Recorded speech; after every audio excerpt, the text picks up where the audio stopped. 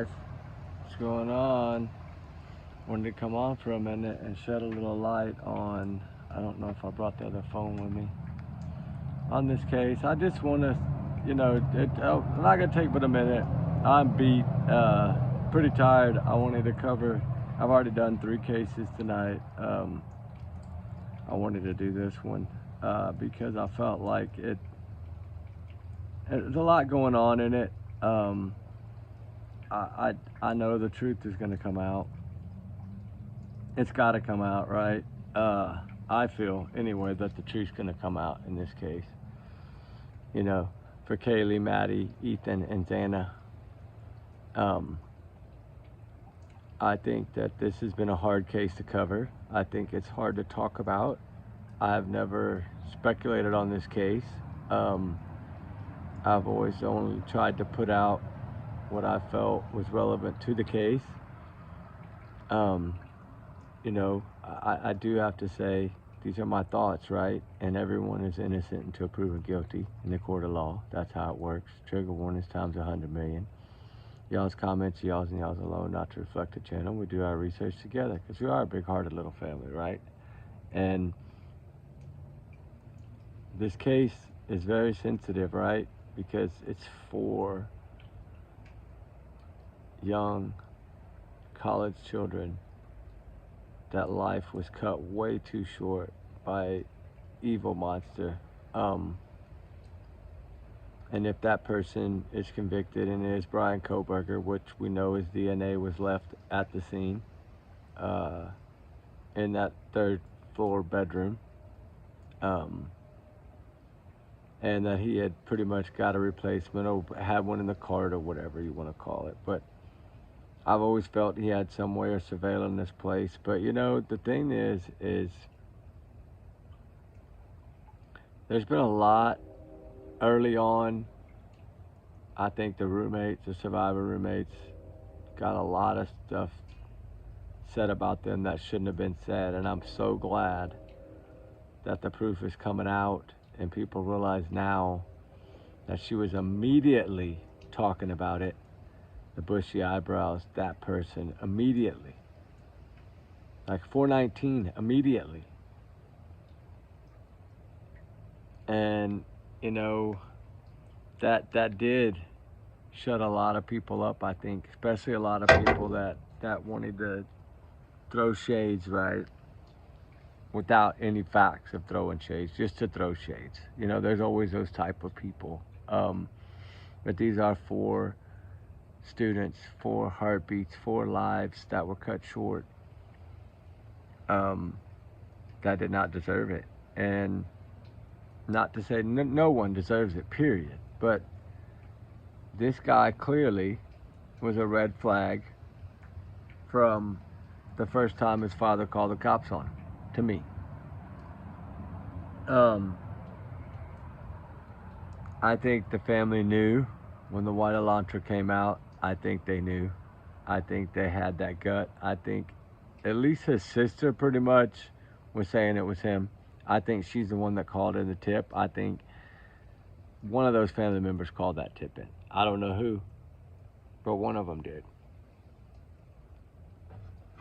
And with that said, that selfie, right, I don't even like looking at it because I think that he just basically was doing that as a way of, this is a token of my success, right? And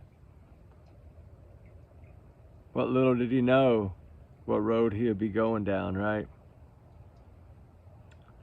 And if he could take it all back, he probably would, right?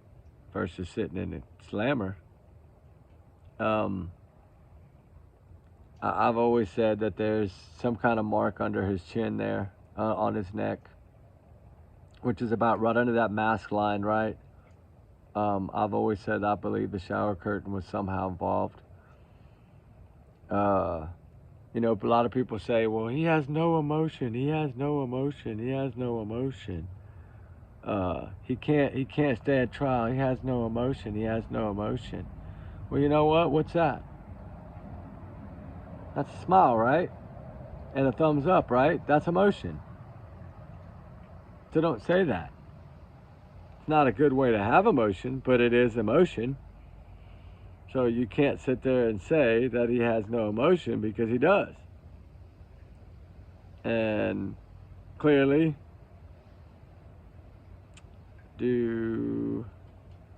I've always said the trial should be televised. I think this is just like the O.J. Simpson, just like these big cases like this, these high-profile cases, right? I think that they do justice. We need to see what our justice system is about, right? It gives us hope. And I'm not saying that there needs to be 20 cameras in the dang courtroom. No. One camera in the courtroom. Everybody can feed off of that camera. Keep it simple. Keep it on TV. Anybody can screen it from there, right? Stream it from there. It's possible. At least make us aware of what's going on. Like the Maddie Soto case. I feel that one will be probably televised. I've always thought that it would be. I don't know. I'm past the point now of the deal, although I know it's probably not off the table for them to ask for a deal or another deal or whatnot. But I'm wondering, is it too late for him, right? Are they not going to take a deal? I don't think they're going to take a deal at this point. I mean, it's possible. It could take a deal all the way up till a day before trial. And we know how he likes to wait till the last minute to do anything.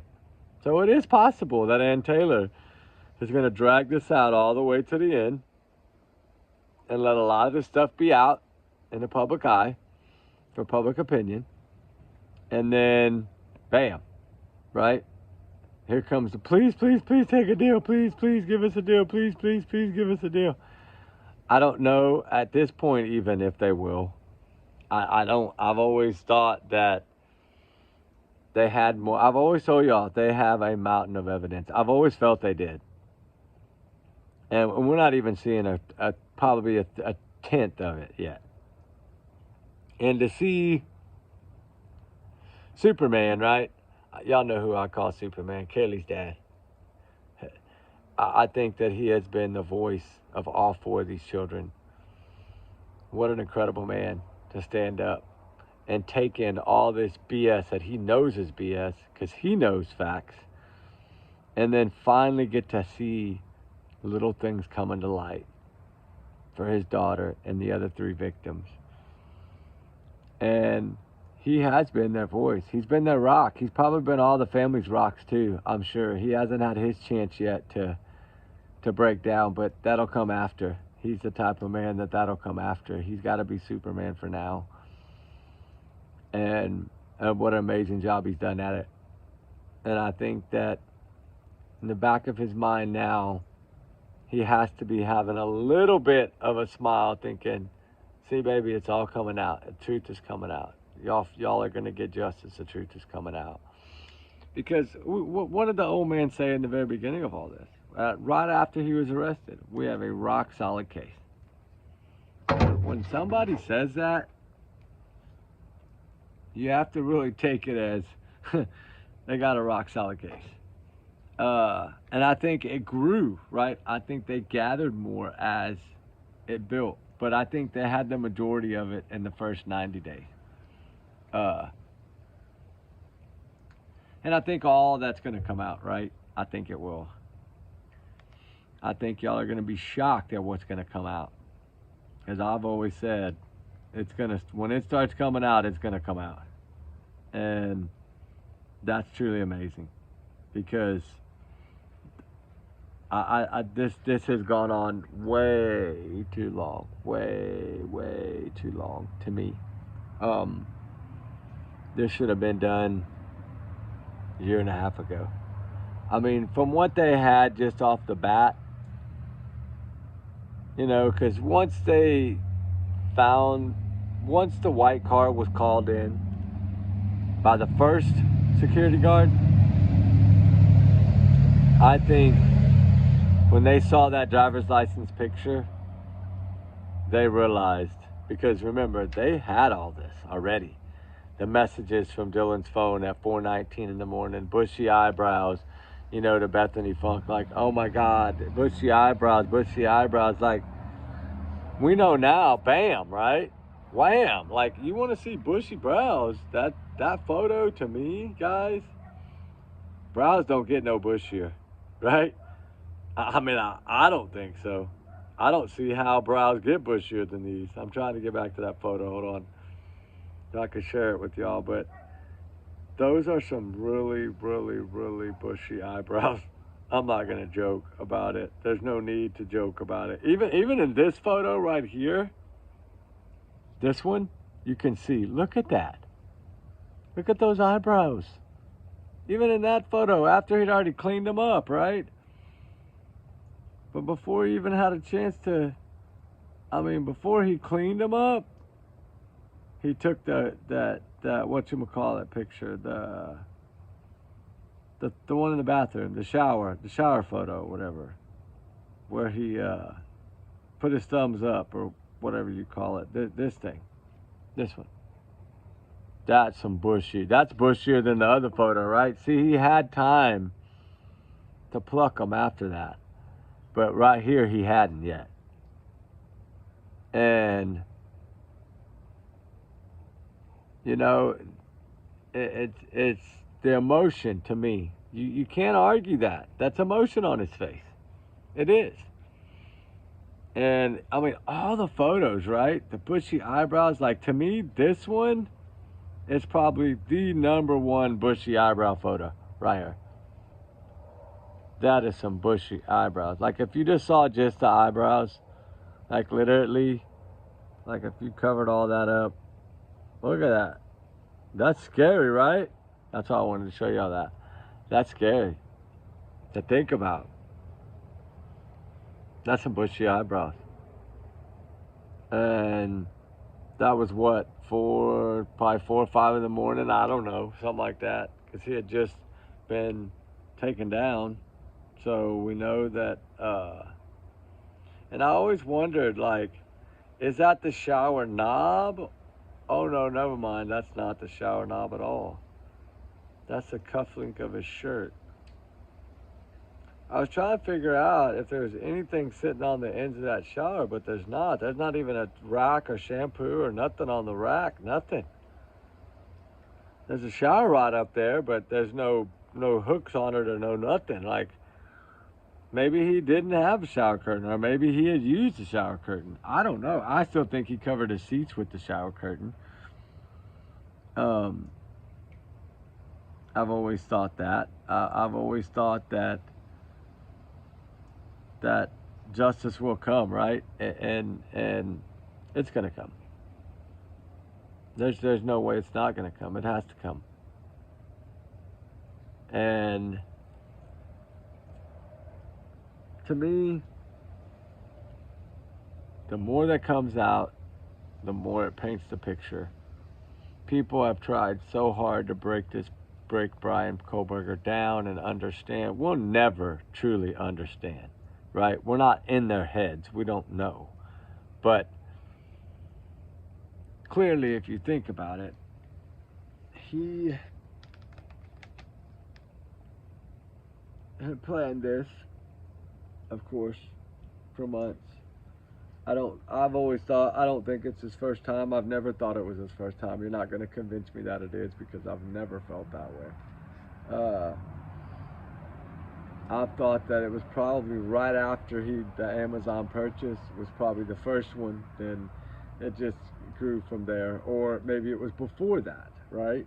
I don't know. The mask, I've always said, was that ski style mask that I always had a thumbnail of all the time that I used, that I put his face in. And I've always thought it was that type. I know a lot of people changed it and said, well, it was a ninja mask. It was just a plain ski mask. Pretty much is what it was. Ninja style, I don't care what you want to call it. It's just the middle is open, right? The eyebrows, the eyes, all that, the bridge of the nose, all that is open. And It wasn't one of those with a little bitty hole like in the scary olden days, right? Where the man could jump out and they had just two eyeballs cut out and a little round mouth. Y'all know what I'm talking about? Those old school ski masks. No, they're and the fiber-free things and the papers that he wrote and the Papa Rogers. I'm still curious to know. I've always felt that Papa Rogers was him, but I don't know really. You know what I'm saying? But I'm sure we'll know eventually. I know a lot of people have thought Papa Rogers was him. It knew too much, but then some of these psychics can tell you these things, right? And they seem to know, and they're not the person that did it. So it's like, there's some people that'll tell stories sometimes, and I think that was some kind of case one time. Like they tried to say this man did it, but he didn't do it. He had a vision and he saw it, and he wrote about it, and it made it look like he was guilty. But I've always felt that he was Papa Rogers. There was too much similarity. The picture, everything looked like him. You go back to that Papa Rogers photo that he used, and the bushy eyebrows there again, the things of this nature. I'm just ready for this case, and I know that families are ready for this case to be over with. Will it be the first firing squad? I don't know. I think so. I think that it's, at this point, you can't wait 2.5 years to say you have autism. It doesn't work that way. I don't believe that'll work. I think they're seeing the picture that they're painting, that they're throwing every card they got out there, and they're out of them, and they have nowhere else to go and nowhere else to turn, and their back's against the wall.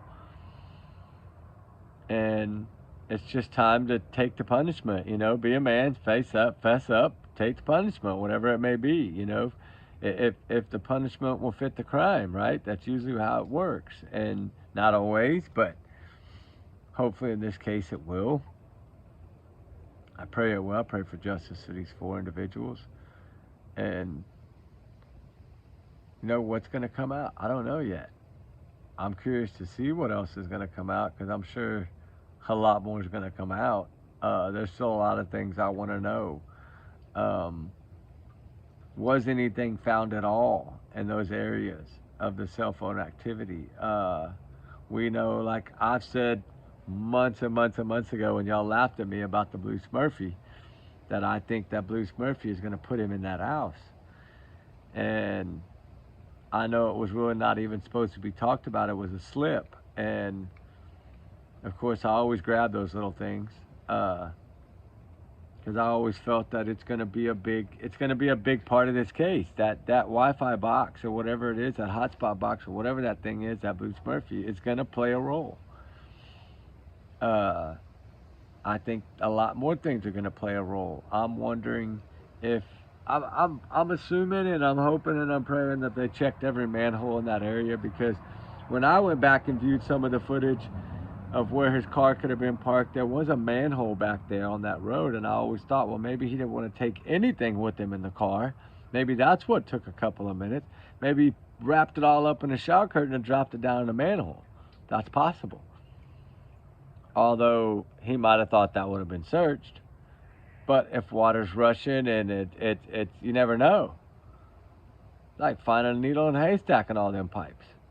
But then again, I don't know. I don't know if he could have buried it back there behind them homes. He could have had a hole dug on that big hill up there somewhere. We don't know. I'm sure they canvass that area really well with dogs, but there's no telling. If he took it with him stargazing, I don't know. Hopefully the cell phone will track those things, but I don't know. I don't know what all. I've always felt like they had found something, but maybe not. And I feel that some parts of that car that were taken out, like seat belts and brake pedals and gas pedals and things of this nature, were going to have something on it, but maybe not. Or did the shoes? Did the shoes have something on it, right? If he did wear booties, it's still not going to protect everything. Your shoelaces can still be exposed, things of this nature. Did something of that nature happen, or did it not? I don't know, because we don't know exactly what the photos look like to that house. I know what we were told, but But was it footprints everywhere? Was it, if it was, I would think if it was like that, then the children that next morning would have not been trying to wake Xana up. I feel like that if they would have, if it would have been that bad of a scene, and it would have been everywhere all over the floor, that they would have saw that and been like, oh my God, and called 911 right away, right? I don't know. I think it's more or less that that house just wasn't built well. And I think it was cheap flooring and cheap things just patched over for renters, right? And I think that it was allowed, things were allowed to seep into the floor and seep out the walls, right? I don't think it was well insulated either. I just don't. But then again, I don't know. I don't know exactly how they were found. We've been told two different stories. Remember, one coroner in the beginning said that they were all found in beds. Then the other ones were saying no. Ethan was kind of in the doorway, but then how would that be possible? Then that means I would have had to have stepped over Ethan to get to Xana. That makes no sense. Right now, it's just all speculation, and that's what I don't like doing, is because we don't really know how they were found or where they were found exactly. We don't know that. Because if we think about what we think or what we thought we knew, it wouldn't make sense in that aspect. Because now that we know that they were trying to wake Xana, we know now that there's no way, like I said, he could have been in the doorway, because then they would have had to step over him, and that would, I don't believe that would have, they would have been trying to wake him up first. That's why I don't know. I don't know. I know that, you know, different people have said different things, but we don't really know the answers. And we will know the answers eventually. You know, and we'll know the truth. And we just know that justice needs to be done. That's the main focus. And I pray for that. And that selfie to me, I'm sorry, but it shows emotion. So don't say he's emotionless when he's not, because he sure was smiling and giving a thumbs up. So, which is, you know, to me is disgusting, but I can't change what's out there, right? They're going to put this stuff out there. We can just only control what we say and how we say it. And to me, of course, allegedly, these are my opinions, these are my thoughts, right? Everyone's innocent until proven guilty in a court of law, but we still have to try to understand, is it going to be an open and shut case? Is it going to be a drawn out case? Is it going to be a slam dunk? Is it going to be a nail biter? I think it's a slam dunk. I don't think they would be saying they had a mountain of evidence if they didn't. I don't feel that. I look at the defense, and I think they've tried every strategy and nothing has worked. Like I always said too, when they changed venues, remember, I wasn't the one complaining about the venue change. I said that it would be better for the case. Why? Because you never know what judge you're going to get. If you have things made over here, right? If your grass, how do they say that? My grandma used to say that. If the grass is greener on the other side, water your own yard or whatever, right? Like, you know, water your own lawn. Like, y'all get what I'm trying to say, right? Like, we don't know exactly, but I don't know. We'll have to see. I don't want to speculate too much about anything. I just feel that they got a lot, and I think that it's all going to come out. I think that defense should have never ever changed a venue. I think they should have stayed where they were at. They had it made. They had that judge in their pocket. They were getting away with everything they wanted. They thought, oh, we'll go to a bigger city. We'll probably get a better judge. We'll probably get even more. And it backfired. That's why I say, water your own lawn, right? Don't leave it. Stay on your turf. Don't leave your turf. All you did was just make it more money for the state. And now you're not getting any way that you wanted. So, best of luck to you, right? Karma. I always say God always has a plan, right? And I'm going to say that again. Y'all have a good night, guys. We still got to get into the Delphi. So we're going to just be the third. Oh, well, I've already done 4 videos because I did Maddie, Sebastian, Kadachi. Yeah, 4 already. Yeah, we got 1 more to go. I got to get the fire going again. It won't take much. It's ready to burn. It's ready to burn. It's still got a couple big logs in there, so we'll get it going again. We'll do another one, and then we'll call it a night. So y'all have a good night, guys. We love y'all. Remember, allegedly, my big bubble, my free speech, my thoughts, my theories, my speculation, right? And my big alleged bubble protects me. Everyone's innocent until proven guilty. So take it as my big alleged bubble. We'll talk soon. Remember, y'all's comments, y'all's alone, not to reflect 10, and we do our research together.